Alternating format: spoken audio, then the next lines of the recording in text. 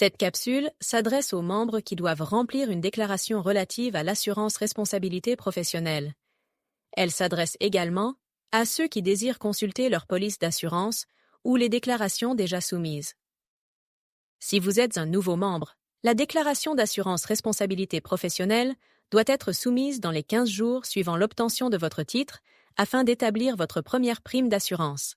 Le formulaire présenté dans cette vidéo est donc obligatoire pour tous les nouveaux membres, y compris ceux qui sont sans emploi ou qui travaillent pour les cabinets BDO, Deloitte, EY, KPMG, PwC, Raymond Chabot Grant Thornton et Richter.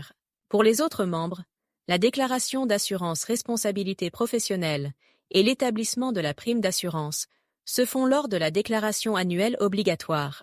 Le formulaire présenté dans cette capsule servirait donc à corriger une prime erronée ou à modifier une prime suivant un changement de situation professionnelle. Si vous avez fait l'objet d'une réinscription au tableau de l'ordre dans l'année que vous tentez de modifier, veuillez communiquer avec nous pour assistance. Tout d'abord, assurez-vous que les informations concernant vos employeurs sont à jour dans votre dossier en ligne avant de remplir le formulaire. Autrement, la prime générée pourrait ne pas être adéquate. Qui plus est, vous pourriez être identifié comme ayant une prime qui ne concorde pas avec l'information professionnelle au dossier. Si nécessaire, vos informations peuvent être mises à jour via le menu « Renseignements et options de correspondance ». Vous pouvez accéder à la déclaration d'assurance responsabilité professionnelle dans votre dossier en ligne. Dans le menu de droite, cliquez sur « Vos obligations », puis sur « Assurance responsabilité professionnelle ». Cliquez ensuite sur « Remplir une nouvelle déclaration » en vous assurant de sélectionner le bouton de l'année en cours. Notez qu'à partir de l'ouverture de la déclaration annuelle obligatoire en janvier, et ce jusqu'à la fin mars, cette page présentera deux options.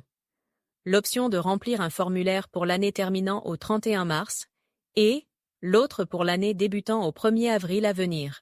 Veuillez noter que ces deux formulaires ne sont pas interreliés. Si, par exemple, vous soumettez une déclaration annuelle en janvier et que vous changez d'emploi en février, pensez à remplir un formulaire pour les 2 mois de l'année en cours et un second pour l'année de référence débutant le 1er avril.